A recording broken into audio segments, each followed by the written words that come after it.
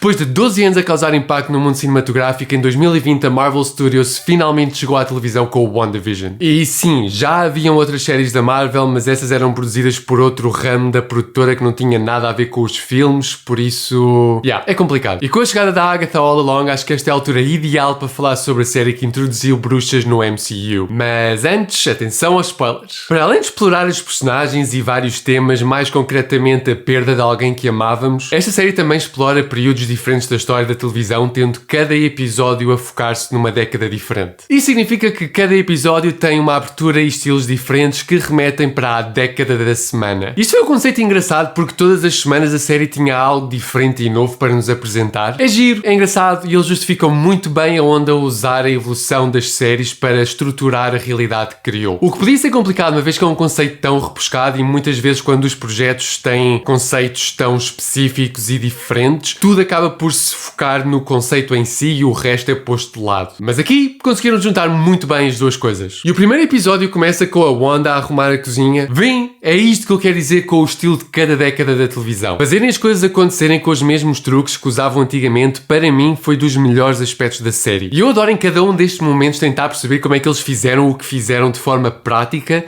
uma vez que naquela altura não podiam simplesmente fazer aquilo a computador. O que não querendo tirar o mérito aos efeitos especiais, mas tudo isto tem uma magia diferente. Porque tiveram que arranjar uma forma de fazer aquilo acontecer mesmo. Claro que aqui são coisas relativamente simples, mas mesmo assim. Eu não sei se já foram ou só uma vez tiveram a oportunidade de ver um espetáculo à Broadway ou West End, dos novos, não dos clássicos, porque muitas vezes acabam por ver coisas a acontecer que nunca pensaram que seria possível ver em teatro. Se quiserem uma sugestão e seguindo o tema da série, a peça do Harry Potter é dos melhores espetáculos que eu já vi neste aspecto. E se não quiserem ver as duas partes, vejam a primeira que é muito melhor que a segunda. My husband and his indestructible head. E eu pensava que depois de tantos anos ia ficar mais fácil, mas ainda dói ouvir isto. O Vision vai para o trabalho e começa a questionar-se sobre o que é que a empresa onde trabalha faz. O que tem duas funcionalidades. Uma é mencionar o clichê dos sitcoms em que as personagens têm trabalhos, mas não se sabe exatamente quais são, tipo Chandler nos Friends. Depois serve também para plantar a semente da dúvida no Vision, que vai começar a pôr em causa a realidade em que está inserido. E acho que de todos os episódios, o primeiro e o segundo são os meus preferidos, pelas épocas em que se baseiam e, como já mencionei, os aspectos técnicos e principalmente o humor. Para mim, o humor destes dois episódios funcionam muito bem e eu acho que isso se deve principalmente ao trabalho dos dois protagonistas, que podia muito facilmente cair no ridículo por estarem num estilo completamente diferente do que é feito hoje em dia, mas estão no ponto. Mesmo o Vision, que até agora foi sempre muito estoico e aqui é mais brincalhão, acaba por não destoar da personagem que nós conhecemos e isso deve-se muito ao trabalho do Paul Bettany. Entretanto, a Wanda conhece a sua vizinha do lado. Wanda, charmed. E eu lembro-me quando esta série saiu, todas as semanas, toda a gente tinha um monte de teorias sobre o que é que estava a passar mesmo, quem é que era o verdadeiro vilão da série, etc. Tenho a dizer que ao rever esta série, eles de facto deram-nos um monte de coisinhas para nos despistar do que estava a acontecer. Mesmo vendo agora, já sabendo o que é que acontece, eu consigo perceber como é que nós arranjávamos teorias sobre tudo, até ao mais pequeno detalhe. Sim, também exagerámos, mas eles sabiam muito bem o que estavam a fazer. E um aspecto que gerou imensas teorias foram os anúncios que aparecem em cada episódio. Agora, eu não vou estar aqui a inventar porque eu não sei o significado deles todos, apesar de conseguir apanhar grande parte das referências. E há uma que eu só consegui apanhar recentemente. O primeiro anúncio que vemos é de uma torradeira e na série de BD da Vision, na qual esta série tirou alguma inspiração, o Vision conta uma piada sobre uma torradeira que fala e isso faz a Scarlet Witch começar a chamar torradeira como alcunha. E talvez aqui a torradeira simboliza o Vision, que de certa forma foi criado pelo Tony Stark, e é por isso que ouvimos o som da bomba,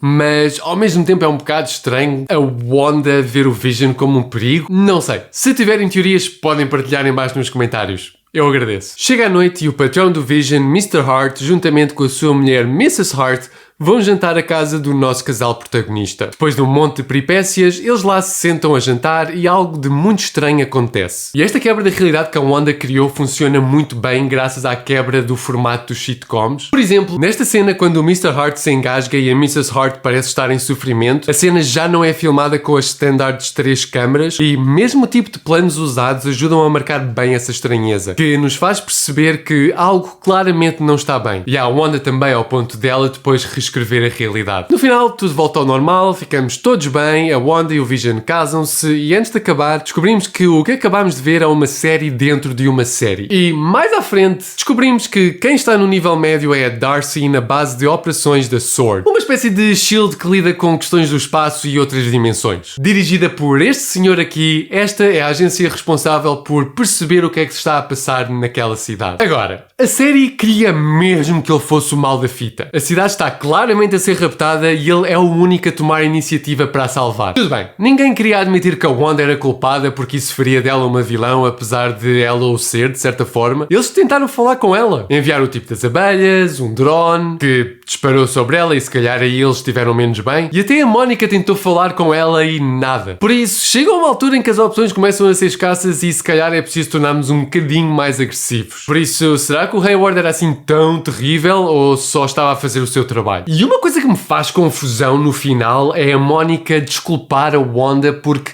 ela também perdeu alguém que era importante para ela e se ela tivesse a oportunidade de a trazer de volta, ela teria feito exatamente o mesmo. Ou seja, temos duas heroínas capazes de serem egoístas ao ponto de fazerem uma cidade inteira fazer-se sentir abusada, sem esperança, a afogar-se, numa dor excruciante e horrível, em vez de lidarem com a sua dor. E isso não é nada pensamento de vilão. Depois a Mónica diz... They'll never know what you sacrificed for them. O que ela sacrificou. Toda a gente sabe que a Wanda matou o Vision para salvar o universo, portanto ela não está a falar disto. E se não é disso, só pode ser pelo facto da Wanda ter sacrificado a sua família para que uma cidade inteira pudesse viver em paz com as suas famílias. Por isso, ou ela fazia um sacrifício, ou sacrificava uma cidade inteira. Não me parece muito justo. Será que se toda a gente soubesse que o Thanos teve de sacrificar a pessoa que mais amava para fazer desaparecer metade do universo e ninguém se ia importar? E atenção, somos todos humanos, todos nós fazemos disparates. Principalmente quando estamos em baixo, mas mesmo assim, se formos longe demais, temos de pagar por isso e a Wanda foi longe demais. E há mais umas coisas que eu gostaria de mencionar que aconteceram ao longo da temporada. Quando os filhos da Wanda e do Vision arranjam um cão e ele morre, a Wanda tem uma conversa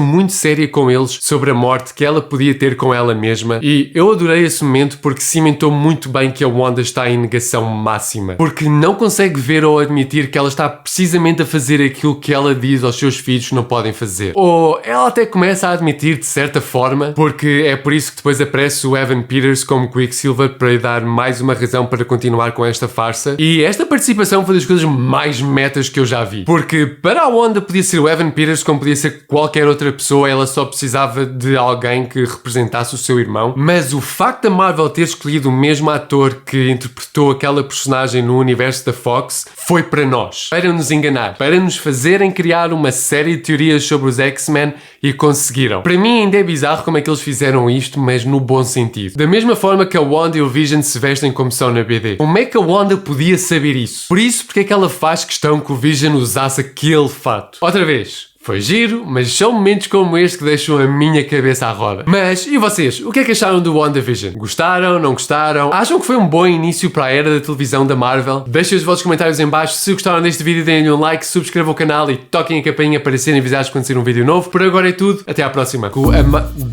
No mundo... Uma vez que... Porque tiveram que arranjar plantar estilo muito para fazer desaparecer